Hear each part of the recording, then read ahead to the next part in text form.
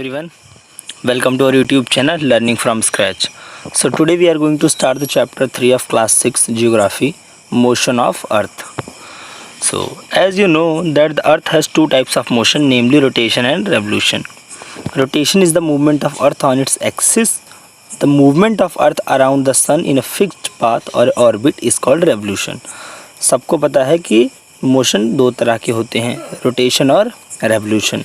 Rotation क्या होता है? रोटेशन होता है एक फिक्स्ड एक्सिस पर किसी चीज़ को घूमना. जैसे कि आपने कभी देखा होगा अपनी या मूवीज़ में देखा होगा या फिर खुद कभी किया होगा कि आपने एक बलून लिया है, फुटबॉल लिया है, उसको अपनी फिंगर टिप पे रखा है और उसको घुमाया है. तो जो फिंगर टिप है वो आपकी एक एक्सिस हो गया और जिस पर वो घूम रहा है वो हो गया रोटेशन. तो एक फिक्स्ड एक्सिस पे घूम रहा है, उसको कहते हैं हम रोटेशन.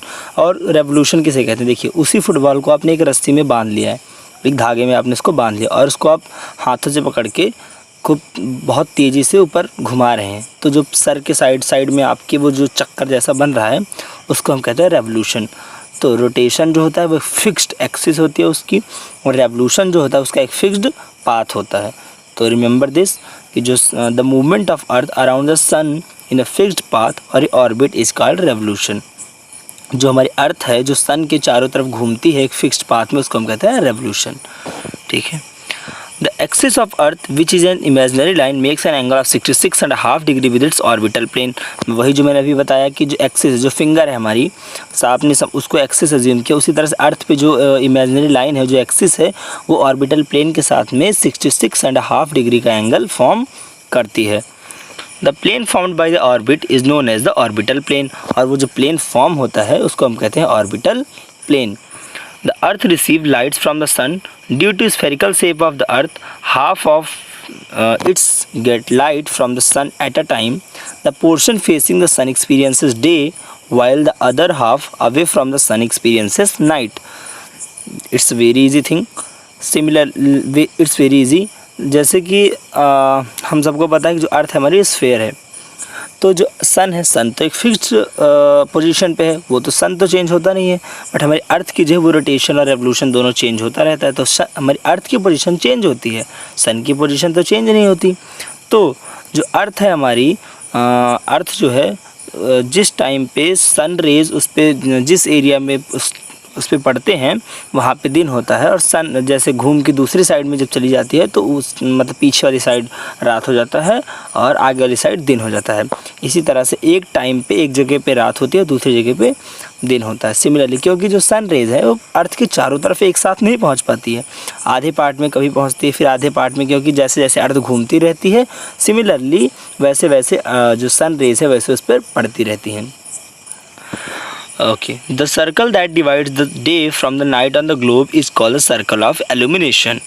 जो सर्कल, वह सर्कल जो कि दिन और रात को डिवाइड करता है किस पे? ग्लोब पे, उसको हम कहते हैं सर्कल ऑफ इल्यूमिनेशन. तो सिंपल लैंग्वेज में अगर आता है एग्जाम में तो डेफिनेशन लिखने के लिए तो आप ऐसे लिख सकते हैं कि the circle that divides day and night on the globe is called circle of illumination. The circle does not coincide with the axis as you see in the figure 3.2. The Earth take about 24 hours to complete one rotation about its axis. The period of rotation is a Earth day. This is called the daily motion of Earth. It's very easy. Everybody knows that कि जो अर्थ को एक rotation complete करने में कितना time लगता है? 24 hours का टाइम लगता है. ओके, सो आगे हम पढ़ते हैं. What would happen if the Earth did not rotate? क्या होगा अगर अर्थ रोटेट नहीं करेगी? क्या होगा? कभी अज्यूम किया है, कभी सोचा है ऐसे कि अगर अर्थ रोटेट नहीं करेगी तो क्या होगा? Okay, the portion of the earth facing the sun would always experiences day, thus bringing continuous warmth to the region. The other half would remain in the darkness and be freezing cold all the time. Life would not have been possible in such extreme conditions. देखिए, अगर हमारी अर्थ है वो rotate नहीं करेगी तो उसकी एक फिक्स्ड पोजीशन हो जाएगी, और सन की तो एक फिक्स्ड पोजीशन पहले से ही है. तो जो सन रेज है वो अर्थ पे एक फिक्स्ड एरिया पर ही पड़ेंगी. जो उसके अर्थ के जो पीछे वाला साइड है उस पर नहीं पड़ेंगी। तो मतलब एक रीजन में हमेशा दिन रहेगा और दूसरे रीजन में हमेशा रात रहेगी। दिन रहने की वजह से जो टेम्परेचर होगा वो बहुत हॉट हो जाएगा और वहाँ पे बहुत ज़्यादा गर्मी होगी, तो वहाँ पे लाइफ पॉसिबल नहीं होगी। सिमिलरली उसका वाइस वर्सा अपोजिट पीछे वाले एरिया साइड में होगा, क्योंकि वहाँ पे रात रहेगी, बहुत ठंडा रहेगा और वहाँ पे लाइफ पॉसिबल नहीं होगी। The second motion of the earth rotate around the sun in the orbit is called revolution. तो वही जो हमने पढ़ा, अभी तक हमने रोटेशन के बारे में पढ़ा। रोटेशन की ज़रूरत क्यों है वो पढ़ा हमने, क्योंकि दिन और रात का होना कब क्यों पॉसिबल है, क्योंकि रोटेशन की वजह से ही दिन और रात का होना पॉसिबल है। अर्थ अगर रोटेट ना करे तो दिन और रात का होना पॉसिबल नहीं है। अब आगे हम पढ़ते हैं रेवोल्यूशन के बारे में। जो सेकंड तरह का मोशन होता है उसको हम कहते हैं रेवोल्यूशन। अभी मैंने थोड़ी देर पहले बताया है स्टार्टिंग में, रेवोल्यूशन क्या होता है, एक फिक्स्ड पाथ पे अर्थ का घूमना। जो सन के चारों तरफ अर्थ हमारी घूमती है उसको कहते हैं रेवोल्यूशन। कितना टाइम लगती है एक रेवोल्यूशन कंप्लीट होने में? 365 डेज़ का समय लगता है, मतलब 1 साल का समय लगता है, 1 ईयर का टाइम लगता है। ओके, एक और इम्पॉर्टेंट चीज़ है जो कि हमें ध्यान रखना है हमें, कि 6 आवर सेव्ड एवरी ईयर और added to make 1 day 24 hour over span of 4 year. तो जो अर्थ है हमारी, जब हर साल वो अपना एक रेवोल्यूशन कंप्लीट करती है 365 डेज़ में, 1 ईयर में अर्थ जो है वो एक रेवोल्यूशन कंप्लीट करती है। बट वो रेवोल्यूशन हर साल, वो जब रेवोल्यूशन अपना कंप्लीट करती है तो उसमें से वो 6 घंटे हर साल वो बचा लेती है।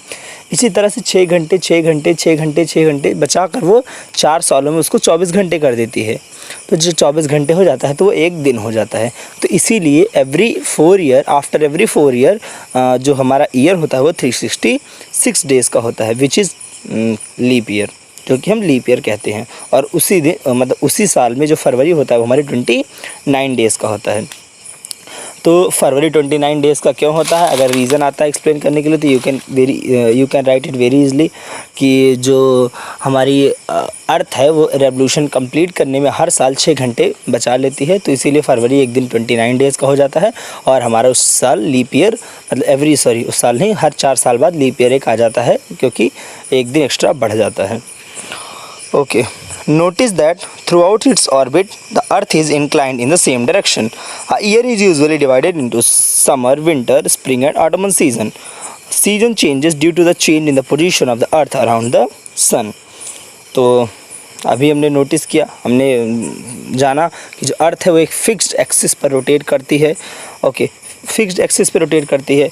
और ये आगे हम इस जानेंगे कि जो सीजन चेंजेस होते हैं हमारे अर्थ पे, कभी समर होता है, कभी विंटर होता है, कभी स्प्रिंग होता है, कभी ऑटमन होता है, कभी ऐसे करके वेदर चेंज होता रहता है। तो ये वेदर चेंज का कारण क्या है, क्यों चेंज होता है, क्या इसमें अर्थ का कोई रोल है, क्या इसमें सन का कोई रोल है? यस, डेफिनेटली इसी की वजह से हमारे धरती पे, हमारी अर्थ पे सीजन चेंज होते हैं, क्योंकि इसका एक पूरा फिनोमिना है। उसको हम आगे पढ़ेंगे नेक्स्ट वीडियो में।